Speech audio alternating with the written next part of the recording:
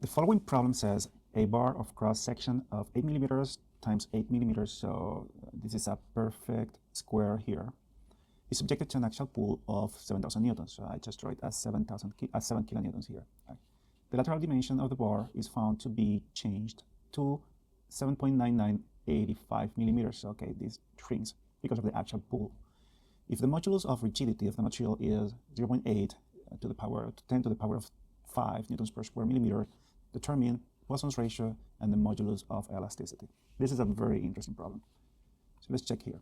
So one of the data that is being given is this modulus of rigidity, which is also the shear modulus. So, and the formula, let me write down the formula for this one here. So G, in this case, is going to be equal to E divided by this part here. That is 2 times 1 plus the Poisson's ratio. You can find in other parts that this symbol modulus of rigidity could be also written like maybe C or something like that. So depends on the author, yeah. But this is the formula for modulus of rigidity. Now let's try to calculate Poisson's ratio here. So let me try write it down here. Poisson's ratio. Let's write the formula for this element. Basically, what we're being asked is that this Poisson ratio determines, as we have mentioned, the change in the lateral dimensions due to a force perpendicular to that dimension. And that's going to be then reflected as, let me write it down here. Poisson's ratio is determined by, basically, the relation between the lateral strain, write it as best as strain, and the longitudinal strain, like this. And again, this says is that if I kind of stretch this bar in this direction, so how much that's going to shrink this lateral section here, right? So it looks, so far looks fine or easy to do. So let's try to do it. Let's calculate the lateral strain. So the lateral strain is going to be equal to what? To the change in this lateral dimension, in any of these lateral dimensions, and the original length of that lateral dimension. So I could write it something like this. Kind of, this is a change in the lateral dimension, and then this is going to be the lateral dimension. Just follow with me. So what's going to be equal to this? So it says that it changed from 8 millimeters on one side to 7.9985 millimeters. So in that same side. So it means that this is going to be something like this. 8, this is a change. I'm not going to write the millimeters in this case, but I'm going to keep them present here. 85 divided by 8. Yeah. Then this lateral strain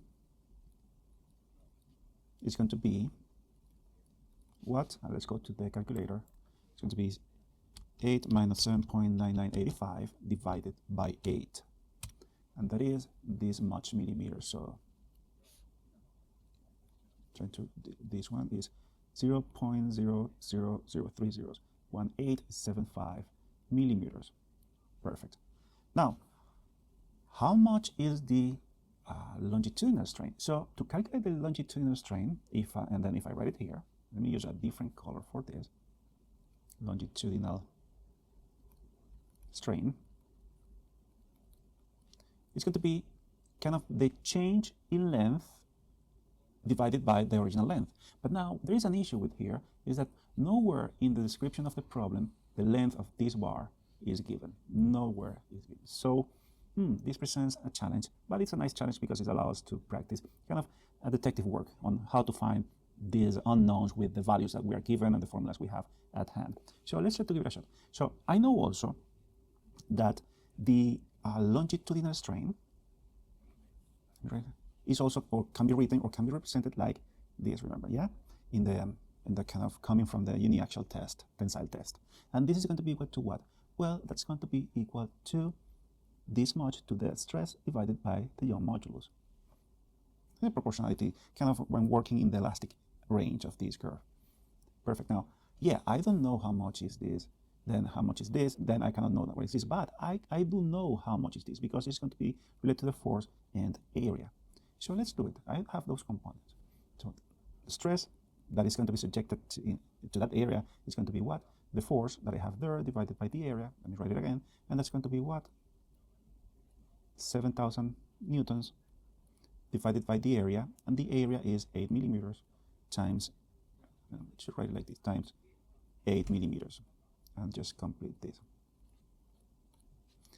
And that's going to be equal to, let's go to the calculator, it's going to be 7,000 divided by 8 times 8, and that is 109.375.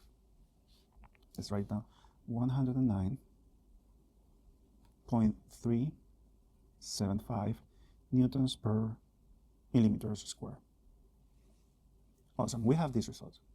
So let's see, this is something that I'm going to need.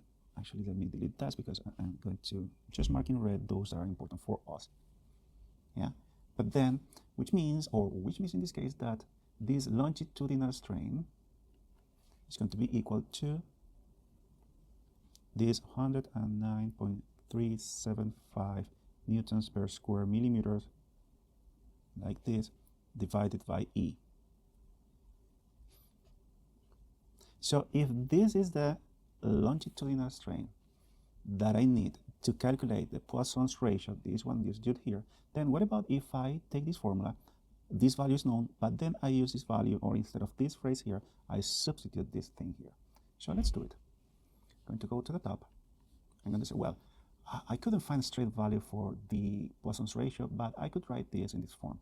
That the Poisson's ratio equals to the longitudinal strain, to the lateral strain, which is this one here, where we are at 0.00081875 millimeters. Then this is going to be divided by this 109.375 newtons per square millimeters divided by E. Now again, I should have marked this one also because this is important. Now if I continue working with this, well, you know, a little bit of mathematics, I can take this E here, move it to the top, and then put this one here, move it here, and then I'm going to end up with this relation here. So that I'm going to try to write it as small as possible. And that is that, how to write it better? Yeah, so that 0.000185. I'm going to omit the units here because we're doing great in terms of units. So my bad, this is not okay. This is non-dimensional, this is non-dimensional. Sorry about this. This strain is a rate of change. So I'm going to omit the units because these units here of stress is going to be cancelled out with these units of the Young modulus, so it's non-dimensional also. Sorry about that. But it's good that I'm kind of keeping track of the units. Slip. And this is going to multiply E, so I can put something like this, and this is going to be equal to what? To this 109.375. Yeah, what? This one here. So we got some sort of relation, but I could work it out better and say, but you know what, E could be expressed kind of, I can get rid of those things here and I can take the calculator and say, wait, how much is this 109.375 divided by 0.0001875? So that's much. So it means that I can take this, let me write it a bit higher like this. So well, E equals to the modulus equals to this 5.8. How many threes? 4 threes. 1, 2, 3, 4.33 times what? This equation here. We can call this equation, or I don't know if to call it equation, but we can keep track of this. So we got a relationship between the Young modulus and Poisson's ratio here, but still we don't have the answer. So what to do next? Well, we have an equation that relates Young modulus and Poisson's ratio. But we have another equation that relates Young modulus and Poisson's ratio, because this value is this one here is this one here. So I have now two equations and two unknowns, which means that I must probably be able to solve this. Let's do that. And so let's apply, let me write down here, using the modulus of rigidity equation.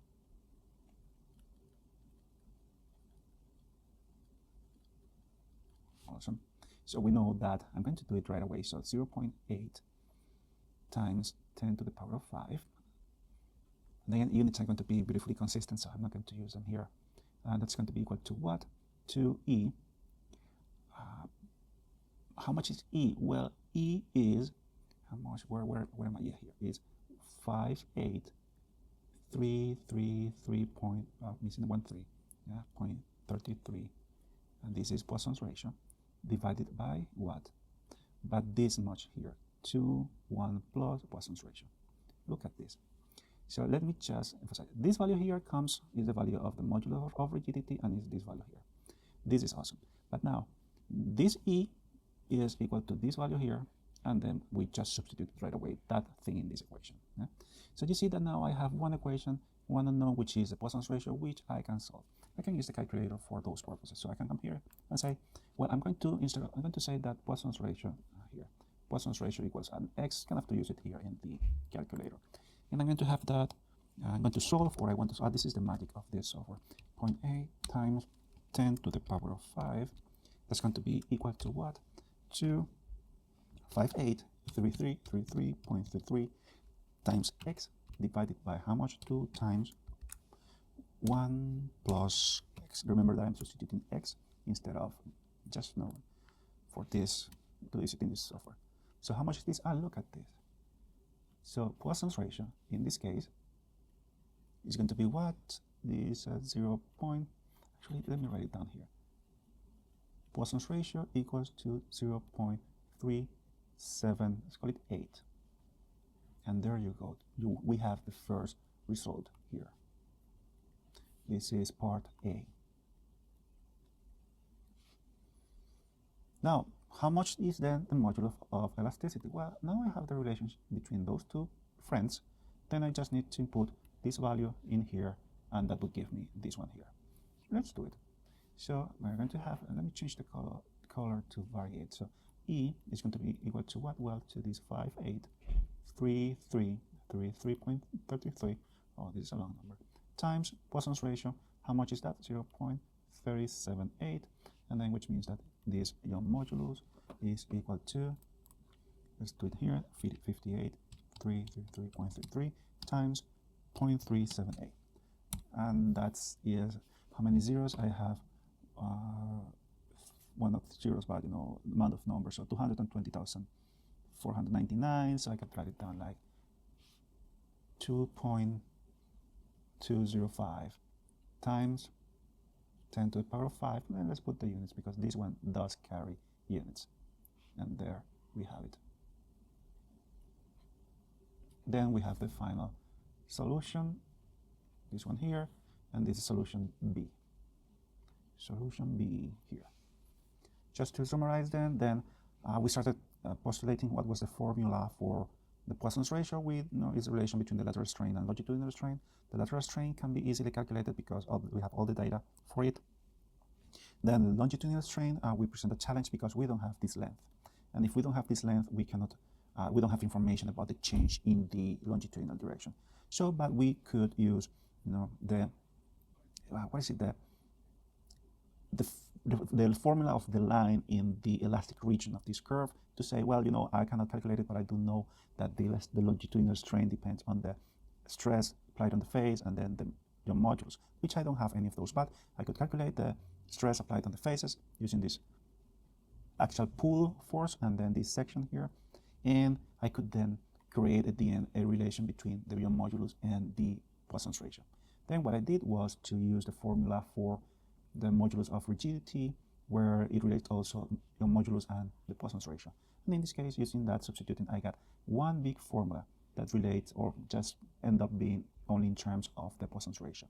Then solving this formula gave me the Poisson's ratio to be this value, and then substituting back to this formula gave me the value of the Young modulus, which is this one. And this is the end of the problem. See you in the next problem.